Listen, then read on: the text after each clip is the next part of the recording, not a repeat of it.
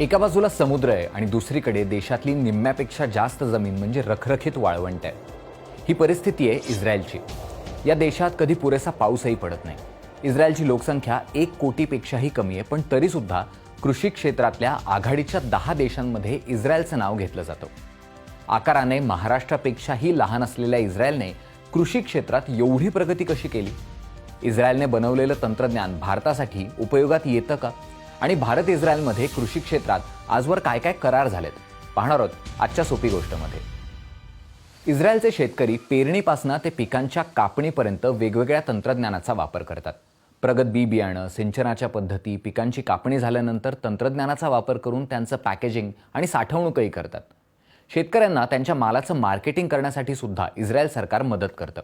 1959 साली इस्रायलचे संशोधक सेमचा ब्लास आणि किबुट्स हॅटझेरिम यांनी पहिल्यांदा आधुनिक ठिबक सिंचनाचा शोध लावला. पाण्याची कमतरता असल्यामुळे ठिबक सिंचनाची पद्धत तिथे लोकप्रिय झाली आणि हळूहळू जगभर ठिबक सिंचनाचा वापर व्हायला लागला. अगदी महाराष्ट्रातही तुम्ही हे पाहिलं असेल. जैविक कीटकनाशकांचा वापर असो किंवा मग धान्य, फळभाज्या साठवून ठेवण्यासाठी इस्रायली संशोधकांनी बनवलेलं तंत्रज्ञान, या सगळ्या गोष्टींच्या जोरावर इस्रायल कृषी क्षेत्रातल्या आघाडीच्या 10 देशांपैकी एक बनला.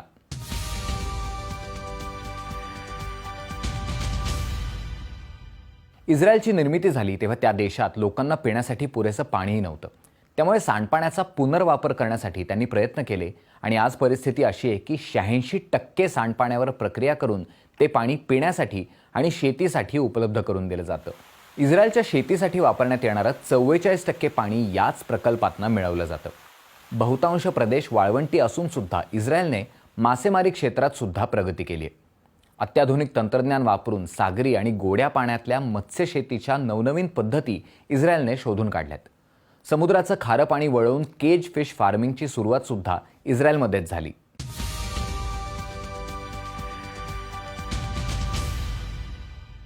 इस्रायलच्या कृषी विभागाने दिलेल्या माहितीनुसार उपग्रहांनी काढलेले फोटोज, हवाई पाहणी, देशभरातल्या शेतीची आकडेवारी यांचा वापर करून शेतीत कोणती पिकं घेतली पाहिजेत, कोणत्या मोसमात काय केलं पाहिजे याची माहिती त्या देशातल्या शेतकऱ्यांना वेळोवेळी दिली जाते.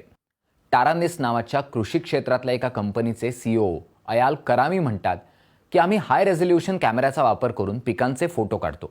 पिकांच्या पानावर एखादा छोटा कीटक जरी असेल तरी आम्हाला त्याला बघता येतं आणि मग त्या फोटोचा वापर करून तो कीटक कोणता आहे, त्यासाठी कोणती औषधं वापरली पाहिजेत याची उत्तरं मिळवता येतात. त्याचा अहवाल आम्ही शेतकऱ्यांना देतो आणि त्यानुसार शेतातल्या ज्या पिकांवर कीटकांचा प्रादुर्भाव झालाय फक्त तिथेच औषध फवारणी करायला मदत होते. जैविक कीटकनाशकं आणि जैविक खतांचा वापर करून इस्रायलमध्ये रासायनिक खतांचा वापर तब्बल 70% कमी करण्यात यश मिळालं. इस्रायलची लोकसंख्या 1 कोटीपेक्षाही कमी आहे. त्यामुळे अशा परिस्थितीत रोबोट आणि सेन्सर्सचा वापर करून त्या देशात शेती केली जाते.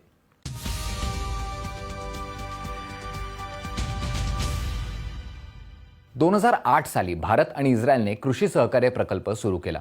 त्या अंतर्गत दुग्धव्यवसाय, शेती तंत्रज्ञान आणि सूक्ष्म सिंचनाच्या विकासासाठी $5 कोटी चा कृषी फंड उभारण्यात आला.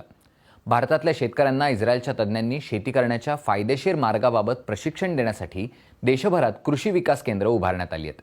उभी शेती, ठिबक सिंचन, मृदा संधारण अशा गोष्टी या केंद्रांमधून शिकवल्या जातात. महाराष्ट्रात सुद्धा दापोली, नागपूर आणि छत्रपती संभाजीनगर इथं भारत इस्रायल कृषी सहकार्य प्रकल्पाअंतर्गत उभारलेली केंद्र आहेत. 2008ला केलेल्या या करारामुळे हरियाणामध्ये चेरी टोमॅटोचं उत्पादन घेण्यात, महाराष्ट्रातल्या आंब्याच्या बागांचं पुनरुज्जीवन करण्यात मोठी मदत झाली. इस्रायलच्या परराष्ट्र मंत्रालयाच्या अंतर्गत आंतरराष्ट्रीय विकास सहकार्यासाठी काम करणारी माशाव ही संस्था आहे. त्यांनी दिलेली माहिती असं सांगते की या कृषी सहकार्य प्रकल्पामुळे हरियाणात टोमॅटो, शिमला मिरची आणि काकडीचं उत्पादन 5 ते 10 पटींनी वाढलं. पाण्याचा वापर 65% कमी झाला आणि त्यासोबतच खतं आणि कीटकनाशकांच्या खर्चात सुद्धा घट झाली. त्याचप्रमाणे दापोलीतल्या आंबाबाग पुनरुज्जीवन प्रकल्पांमुळे 3 वर्षात उत्पादकतेत तिपटीने वाढ झाल्याची माहिती सुद्धा त्यांनी दिली. भारताचे माजी कृषी सचिव सिराज हुसैन सांगतात की पाण्याची कमतरता असलेल्या महाराष्ट्र, कर्नाटक, तेलंगणा आणि गुजरातसारख्या राज्यांमध्ये या करारानंतर सिंचनात वाढ झाली. देशातल्या केंद्र आणि राज्य सरकारांनी या तंत्रज्ञानाची जाहिरात केली पाहिजे. इस्रायलचा आकार महाराष्ट्रापेक्षा अर्थातच कमी आहे, परिस्थिती खूप वेगळी आहे. पण इस्रायलच्या उदाहरणातनं महाराष्ट्रात आणि भारतात अनेक गोष्टी करणं शक्य झालंय. तुम्हाला या सगळ्याबद्दल काय वाटतं? आम्हाला कमेंट्समध्ये नक्की सांगा आणि हा व्हिडिओ आठवणीने शेअर करा. धन्यवाद.